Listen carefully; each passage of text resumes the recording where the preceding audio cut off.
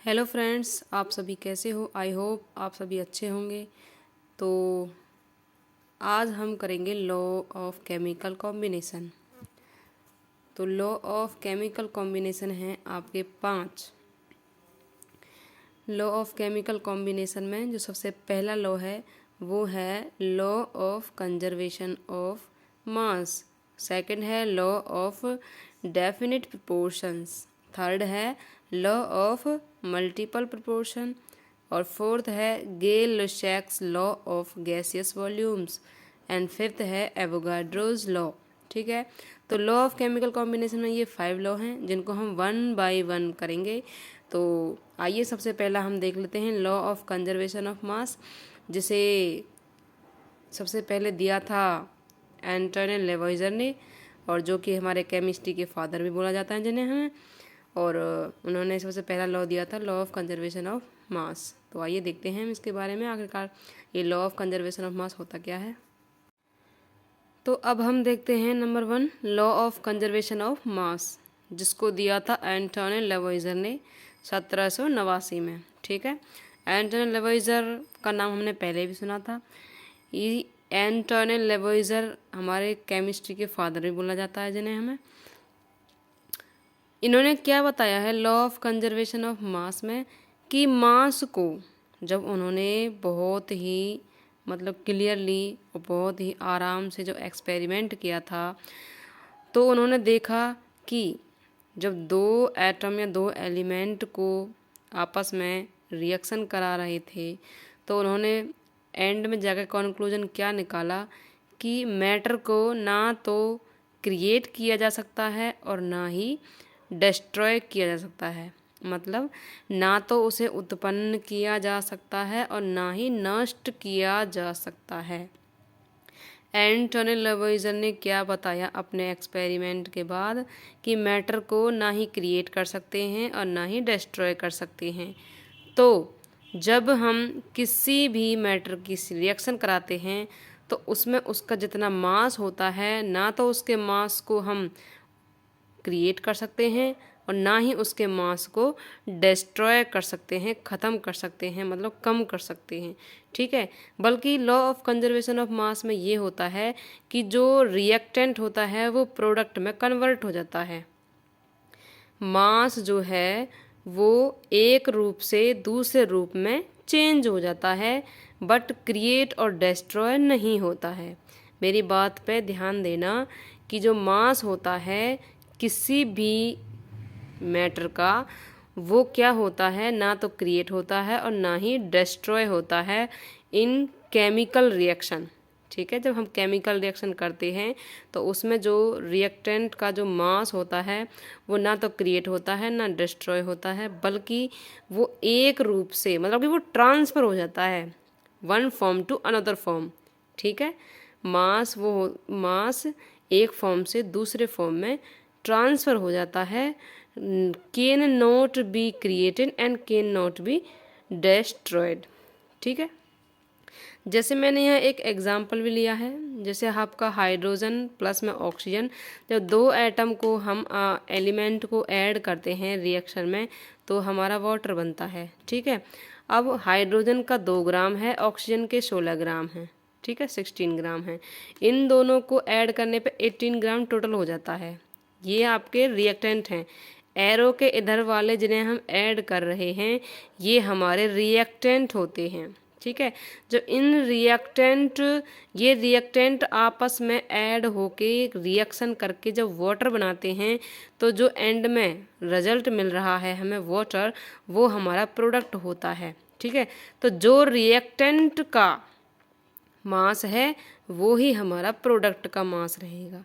ठीक है, तो इसका मतलब ये है कि ना तो ये क्रिएट हो सकता है और ना ही ये डिस्ट्रॉय हो सकता है। ठीक है ना, तो law of conservation of mass में एंटोनी लेवॉइजर ने इतना ही बताया कि केमिकल रिएक्शन के दौरान हम मास को या मैटर के मास को ना तो क्रिएट कर सकते हैं और ना ही डिस्ट्रॉय कर सकते हैं, जब उन्होंने फिजिकल और केमिकल चेंज इन दोनों एक्सपेरिमेंट के बाद में जब कंक्लूजन निकाला तो इस निष्कर्ष पे पहुँचे, इस कंक्लूजन पे पहुँचे कि मैटर के मास को ना तो क्रिएट कर सकते हैं और ना ही डिस्ट्रॉय कर सकते हैं, बल्कि ये जो मैटर ऑफ मास, जो मास ऑफ मैटर होता है, ये one form to another form में ट्रांसफ़र हो जाता है। ठीक है, तो law of conservation of mass में इतना ही था, जिसमें मास के बारे में बताया है और एग्जाम्पल भी बता दिया। अब चलते हैं नंबर 2 दूसरे लॉ पे। हेलो फ्रेंड्स, तो आइए अब हम चलते हैं सेकंड लॉ पर, लॉ ऑफ डेफिनेट प्रोपोर्शन, जो कि जोसेफ प्रोस्ट केमिस्ट ने दिया था। ये एक फ्रेंच का केमिस्ट था, मतलब फ्रेंच का वैज्ञानिक था जिसने लॉ ऑफ डेफिनेट प्रोपोर्शन दिया। ये हमारे बहुत पुराने लॉ हैं जिनको बताया है। और जो लॉ ऑफ डेफिनेट प्रोपोर्शन है, इसमें क्या बताया है जोसेफ प्रोस्ट ने कि इसमें ये बताया है कि कोई भी एलिमेंट लेंगे हम केमिकल रिएक्शन में, तो वो जो केमिकल रिएक्शन का जो प्रोपोर्शन होगा वो आपके प्रोडक्ट के एलिमेंट के प्रोपोर्शन के बराबर होगा। ठीक है, इसमें डेफिनेट प्रोपोर्शन बताया है, मतलब कि आप कोई भी एलिमेंट लोगे और चाहे वो नेचुरल हो, सिंथेटिक हो, कितने डिफरेंट का हो, उसमें ये बताया था कि उसमें एलिमेंट का जो रेशियो रहेगा वो डेफिनेट रहेगा, अलग नहीं रहेगा, डिफरेंट नहीं रहेगा, दोनों का सेम ही रहेगा। अब इसमें एक एग्जाम्पल बताया था क्यूप्रिक कार्बोनेट का। इसमें एक एग्जाम्पल बताया था क्यूप्रिक कार्बोनेट का। इस क्यूप्रिक कार्बोनेट में जो कॉपर, कार्बन, ऑक्सीजन, ये 3 एलिमेंट आते हैं। एक तो नेचुरल सैंपल लिया था, एक सिंथेटिक सैंपल लिया था।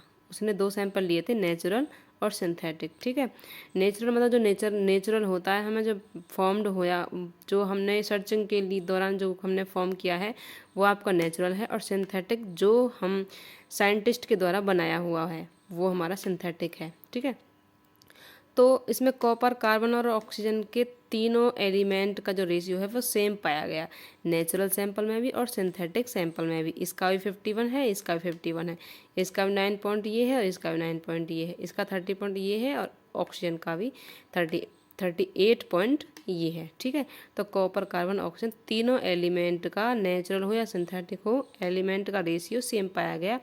ऐसे ही हम दूसरा एग्जांपल लेके समझ सकते हैं कि जो H2O होता है, वाटर का हमारा ये फॉर्मूला होता है H2O, पानी का सूत्र होता है H2O। अब हम पानी जो वाटर है वो हम किसी का भी ले सकते हैं, सी वाटर ले सकते हैं, रेन वाटर ले सकते हैं, टैप वाटर ले सकते हैं, किसी का भी पानी ले सकते हैं। पानी का फॉर्मूला H2O ही रहेगा। ठीक है, क्योंकि एक पानी है और यहाँ पर H हाइड्रोजन और ऑक्सीजन का जो रेशियो है वो है 2:16। ठीक है, क्या है 2/16। ठीक है, तो वाटर चाहे किसी का भी ले लो, रेशियो सेम ही रहेगा। हाइड्रोजन का 2 है, ऑक्सीजन का 16 है। ठीक है, तो डेफिनेट प्रोपोर्शन इस लॉ में यही बताया है कि आप चाहे नेचुरल लो, सिंथेटिक लो, हर एक एलिमेंट का रेशियो सेम ही होगा। ठीक है, इस लॉ में सिर्फ इतना ही था। हेलो फ्रेंड्स, तो आइए अब हम चलते हैं थर्ड लॉ पर, लॉ ऑफ मल्टीपल प्रोपोर्शन। अब लॉ ऑफ मल्टीपल प्रोपोर्शन है वो 1803 में जॉन डाल्टन ने दिया था। अब इसमें इस लॉ में क्या बताया है, इस लॉ में ये बताया है कि इसकी एक डेफिनेशन भी है। डेफिनेशन आपकी बुक में लिखी हुई है और मैं आपको बता देती हूँ कि वो डेफिनेशन है क्या, कि if 2 elements can combine to form more than one compound, the masses of one element that combine with a fixed mass of the other element are in the ratio of small whole numbers। ये definition क्या कह रही है, ये definition जो है वो कह रही है कि जब 2 एलिमेंट को कंबाइन करते हैं, जब हम 2 एलिमेंट को कंबाइन करते हैं, जैसे हमने यहाँ पर किया हाइड्रोजन और ऑक्सीजन। अब जैसे हाइड्रोजन और ऑक्सीजन को कंबाइन कर पे हमारा क्या आया, H2O वाटर आया, और एक कंपाउंड क्या आया, H2O2 हाइड्रोजन पर ऑक्साइड आया। ठीक है, तो हमारे दो कंपाउंड हैं हाइड्रोजन ऑक्सीजन, दो एलिमेंट को कंबाइन करने पे एक वाटर आता है, एक हाइड्रोजन परऑक्साइड आता है। ठीक है, अब इन दोनों कंपाउंड को आगे क्या कह रहा है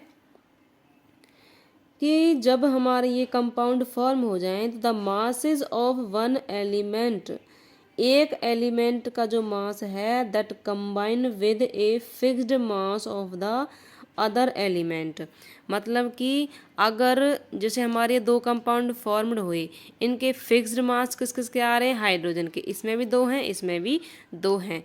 अब ऑक्सीजन के इसमें 16 है, इसमें 32 है, इन दोनों का डिफरेंट आ रहा है। लेकिन डेफिनेशन क्या कह रही है, डेफिनेशन ये कह रही है कि जिन एलिमेंट का फिक्स्ड मास आए उनको कंबाइन करना है। तो इसका इसका कम मतलब सेम आ रहा है, फिक्स आ रहा है, तो इनको हमें ऐड करना पड़ेगा। ऐड करने पे क्या हो जाएगा हमारा, ये जो ऑक्सीजन का है वो 16 और 32 दो डिफरेंट डिफरेंट ये आ जाएंगे, फिक्स्ड मास के साथ हमें ऐड कर दिया। और जो इन दोनों ऐड करने पे इनका जो रेशियो है वो एक स्मॉल होल नंबर में आना चाहिए। स्मॉल होल नंबर आपका ये है, जैसे 1/2, 2 हो, या फिर कोई इसी मतलब इतने स्मॉल नंबर में आना चाहिए। ऐसा नहीं है कि 7/9, 15, 16 इतने लार्ज नंबर में आना चाहिए, नहीं, बिल्कुल स्मॉल नंबर, जैसे 1/2 इतने स्मॉल नंबर में, होल नंबर में इनका रेशियो आना चाहिए, तब तो हमारी रिएक्शन सही है। अगर इतने में रेशियो नहीं आ रहा है तो हमारी रिएक्शन गलत मानी जाएगी। ठीक है, तो ये जो मल्टीपल प्रोपोर्शन है ये यही कहता है कि जब हम दो एलिमेंट को कंबाइन करते हैं, ऐड करते हैं, तो ऐड करने पे जब हमें कंपाउंड फॉर्म होते हैं तो उन कंपाउंड के जो फिक्स्ड मास हैं उनको कंबाइन करना है, और कंबाइन करने के बाद में जो इनका रेशियो आता है वो एक स्मॉल होल नंबर में आना चाहिए। ठीक है ना, जैसे यहाँ पर H2O का और H2O2 का लिया मैंने यहाँ पर, इसका 2/16 है, इसका 2/32 है, 16 और 32 का रेशियो निकाला 1/2 आया, क्योंकि इनका ही डिफरेंट है, ये दोनों तो सेम है आपकी। ठीक है ना, ऐसे हम और भी एग्जांपल्स ले सकते हैं। जैसे मैं एक और एग्जांपल बताती हूँ आपको। जैसे कार्बन और ऑक्सीजन को जब हम ऐड करेंगे तो आपका क्या बनेगा, यहाँ बनेगा आपका एक CO2 और एक बनेगा आपका CO2 क्या होता है, कार्बन डाइऑक्साइड, एंड CO होता है, ये CO होता है आपका कार्बन मोनोऑक्साइड। ठीक है, अब यहाँ पर हम कार्बन और ऑक्सीजन का रेशियो देखें तो कार्बन का मास कितना होता है आपका 12 और ऑक्सीजन का मास कितना होता है आपका 16। यहाँ पर ऑक्सीजन है कितने, 2, तो कितना हो जाएगा 32। ठीक है, और यहाँ पर कार्बन का कितना हो जाएगा 12 और ऑक्सीजन का कितना हो जाएगा 16। ठीक है, ओके। तो अब हम जो ये हमारे फिक्स्ड मास आ गए 12, इनको हमें कंबाइन कर देना है। कंबाइन करने के बाद में ऑक्सीजन का जो डिफरेंट मास है वो कितना आया आपका 32 और 16। ठीक है, इन दोनों का ये आ गया। ठीक है, तो इनका भी होल रेशियो जो है वो भी आपका 1/2 ही आ जाएगा। इनको इस तरह से लिख लेंगे तो हम 1/2 या 2/1 इस तरह से आ जाएगा। ठीक है ना, तो इस तरह से इनका रेशियो निकालना है, और रेशियो निकालने के बाद इसका स्मॉल होल नंबर आना चाहिए, तब हमारी रिएक्शन सही होगी। और इसी को हम लॉ ऑफ मल्टीपल प्रोपोर्शन कहते हैं। ठीक है, और यही इसकी डेफिनेशन है, जो डेफिनेशन का मतलब भी समझ में आ गया होगा आपका। हेलो फ्रेंड्स, तो अब हम देखते हैं number 4th law, Gay Lussac law of gaseous volume. ठीक है, ये किसने दिया था 1808 में, जोसेफ लुइस गेल-लुसाक नाम के साइंटिस्ट ने दिया था। अब इसने इसमें क्या बताया है कि अब तक तो मास की बात हो रही थी, लेकिन इसने क्या किया है, इसने गैस के वॉल्यूम के बारे में बात करी है। इसने क्या बताया है कि दो गैसों को कंबाइन किया है, ऐड किया है। इसकी एक डेफिनेशन भी है कि when gases combined or are produced in a chemical reaction, they do show in a simple ratio by volume, provided all gases are at the same temperature and pressure। ठीक है, definition मैंने आपको पढ़ के बता दी है। अब ये जो डेफिनेशन है वो क्या कह रही है, इसमें ये बताया गया है कि जब दो गैसेस को आपस में कंबाइन किया जाता है और ऐड किया जाता है या फिर प्रोड्यूस किया जाता है इन ए केमिकल रिएक्शन, जब कोई केमिकल रिएक्शन करवाएंगे तभी तो हम दो गैसेस को या दो एलिमेंट को ऐड करेंगे और वहीं से हमारी गैस भी प्रोड्यूस होंगी। तो यहाँ पे ये बता रहा है कि they do so in simple ratio by volume. यहाँ पर वॉल्यूम लिया है कि उन वॉल्यूम से जो सिंपल रेशियो आएगा, provided all gases are at the same temperature और प्रेशर सेम रहेगा, उसमें जो रेशियो आएगा वो आपका एक जैसे वहाँ पर एक होल नंबर आपका मास से निकालने पे आया था, ऐसे यहाँ पर एक सिंपल होल नंबर में आपका रेशियो आना चाहिए। ठीक है, अब हम एग्जाम्पल से देख लेते हैं। जैसे हाइड्रोजन गैस है, ऑक्सीजन गैस है, ठीक है, इन दोनों को कंबाइन करने पे क्या बनता है, हमारा वाटर मिलता है। अब यहाँ पर हाइड्रोजन की क्वांटिटी कितनी है, 100 ml और ऑक्सीजन की 50 ml और H2O की कितनी होगी, 100 ml। ठीक है, ये हमारा एक प्रोडक्ट है, ये हमारा रिएक्टेंट है। ठीक है, अब ये क्या कह रहा है कि जो हाइड्रोजन और ऑक्सीजन इन दोनों गैसेस के जो वॉल्यूम हैं 100 ml और 50 ml, इन दोनों को कंबाइन करो और इन दोनों को कंबाइन करने पे एक सिंपल रेशियो आना चाहिए 2/1, जो कि ये रेशियो आया है। ठीक है, तो गेल-लुसाक ने किया है गैस पे काम और उनके वॉल्यूम का रेशियो निकाला है। ठीक है, बाकी जो 3 थे उन्होंने किया था उनके मास पे काम। ठीक है, तो गेल-लुसाक ने बताया है उनके वॉल्यूम को कंबाइन करने पे एक होल नंबर रेशियो आना चाहिए। लेकिन ये लॉ भी और अच्छे से आपके एवोगाड्रो लॉ में आपका ज़्यादा डिफाइन किया गया, तो इसके बारे में और ज़्यादा आपको एवोगाड्रो लॉ में पता चलेगा। तो ये जो गेल-लुसाक लॉ है, जो कि आपका जोसेफ लुइस गेल-लुसाक ने दिया था, वो इतना ही है। हेलो फ्रेंड्स, तो अब हम देखते हैं number 5th law, Avogadro's law. Avogadro's law जो है वो 1811 में दिया गया। अब इस लॉ में क्या बात करी है, इस लॉ में बात करी है कि जो वॉल्यूम ऑफ है गैस का को वॉल्यूम है वो डायरेक्टली प्रोपोर्शनल बताया है नंबर ऑफ मॉलिक्यूल्स का। मतलब जितना गैस का वॉल्यूम होगा उसमें जो मॉलिक्यूल्स पाए जाएंगे वो भी उतने ही पाए जाएंगे। ठीक है, इसकी एक डेफिनेशन भी है।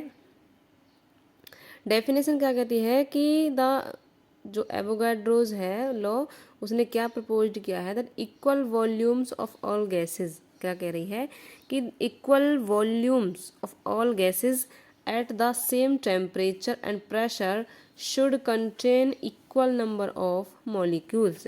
ठीक है, अब जो वॉल्यूम ऑफ इसमें क्या बताया है कि जो वॉल्यूम ऑफ एनी गैस है, volume of any gas directly proportional बताया है नंबर ऑफ मॉलिक्यूल्स। ये कब बताया है, जब आपका टेम्परेचर और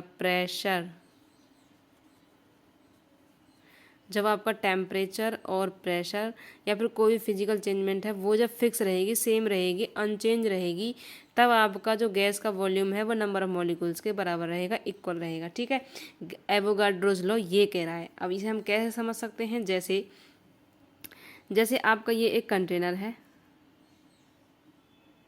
ठीक है, ये आपका एक कंटेनर है और इसमें हमने कोई गैस भर दी। कौन सी गैस फिल करी है, जैसे ये हमारा कितने का है, जैसे ये हमारा 100 वॉल्यूम का है। ठीक है, ये हमारा 100 वॉल्यूम का एक कंटेनर है जिसमें CO2 गैस भरी हुई है। अब इस 100 वॉल्यूम के कंटेनर में जो CO2 के मॉलिक्यूल्स कितने होंगे, वो X मॉलिक्यूल्स होंगे, है क्या नहीं। अब इसमें CO2 भरी है। अब इसी 100 वॉल्यूम के CO2 में अगर हम भर दें कोई भी, जैसे हम भर दें आपकी O2 गैस भर दें, ठीक है, या फिर मीथेन गैस भर दें, तो मीथेन का मॉलिक्यूल्स कितना होगा, वो भी X मॉलिक्यूल्स होगा। अब वो भी X मॉलिक्यूल्स क्यों होगा, क्योंकि यहाँ पर कंटेनर तो 100 वॉल्यूम का ही है, क्योंकि 100 वॉल्यूम का मॉलिक्यूल्स तो X ही माना ना हमने। ठीक है ना, तो इस 100 वॉल्यूम के कंटेनर में हम कोई भी गैस भरेंगे उसके मॉलिक्यूल्स X ही माने जाएंगे। ठीक है ना, अगर कोई 200 वॉल्यूम मतलब 200 वॉल्यूम का कंटेनर है, उसमें कोई गैस भरेंगे तो उसके कितने मॉलिक्यूल्स रहेंगे, उसके रहेंगे 2x मॉलिक्यूल्स, क्योंकि वॉल्यूम जो कंटेनर है वो दोगुना हो गया ना, पहले 100 था अब 200 हो गया है। तो यहाँ पर कंटेनर की जो साइज़ है वो इंक्रीज हुआ है, तो मॉलिक्यूल्स भी इंक्रीज हो जाएंगे। ठीक है, अगर हमने 50 वॉल्यूम का कोई कंटेनर लें और उसमें हमने कोई गैस भर दी, जैसे NH3 हमारी अमोनिया गैस भर दी जाए, तो उसमें हमारे कितने मॉलिक्यूल्स होंगे? उसमें हमारे हाफ मॉलिक्यूल्स हो जाएंगे। हाफ क्यों हो जाएंगे? क्योंकि हमारा कंटेनर भी हाफ हो गया है, इसलिए वो X/2 मॉलिक्यूल्स हो जाएंगे। ठीक है, आई होप आपको समझ में आ गया होगा कि एवोगाड्रोज लॉ में जो टेम्परेचर प्रेशर है उसको फिक्स रखा गया है, अनचेंज रखा गया है। और अनचेंज जब ये सेम रहेंगे और अनचेंज रहेंगे तो वहाँ पर वॉल्यूम ऑफ एनी गैस, कोई भी गैस, एनी गैस का मतलब कोई भी गैस, ठीक है, तो volume of any gas is directly proportional है नंबर ऑफ मॉलिक्यूल्स का, एवोगाड्रोज लॉ में यही बताया है। ठीक है, इसमें सिर्फ इतना ही था। आई होप आपको समझ में आ गया होगा, और आपको समझ में आया हो तो हमारी वीडियो को लाइक करें और हमारे चैनल को सब्सक्राइब करें और ज़्यादा से ज़्यादा शेयर करें। ठीक है।